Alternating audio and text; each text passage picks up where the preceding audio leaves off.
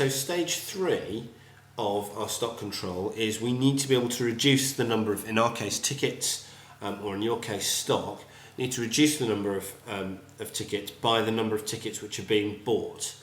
And in order to do this, what we're going to do is we need to write a query, and that query is going to actually reduce the number of tickets on the events table to take away the number of tickets required.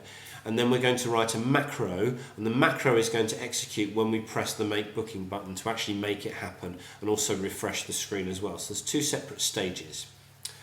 So I'm going to show you the query first, which I've written already, and it's here. Now this particular query we can only open in design view, and it looks like this, and it's written in a language called SQL, or structured query language, and you can kind of read it. Now the good news for you is you haven't got to code this. If you do your stock control the way that I'm showing you, then you can literally copy and paste this code and just change the fields and the tables to be your fields and tables, and it will work. Okay, but I'll just take you through what this actually says. So it says update events. So this means update the events table, set events.tickets available. So that's set the value of tickets available in the events table equal to the number of tickets which are available minus forms simple booking 2011 number of tickets required. So it's reading the number of tickets that are required off our simple booking form. So it's reading this value here, and it's taking it away from the number of tickets which are currently held as being available.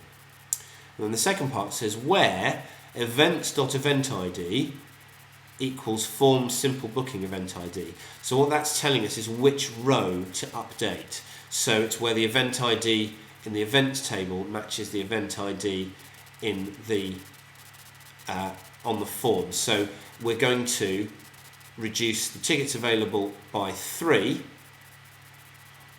where event ID equals 8. Okay, so this piece of code is available to you on MyBrock, and all you need to do is change the fields and the tables to be your fields and tables, and it will work. Notice that the square bracket and the exclamation marks are absolutely vital. They make sure that that the database can read and knows what it's looking at. Okay, so don't remove any of those. What you will need to do is write a query design, and there's again a query design form available on MyBrock to explain what this is doing. Okay, so once we've written the query, the next stage, which I'll do in the next little video, is the macro which goes along with it.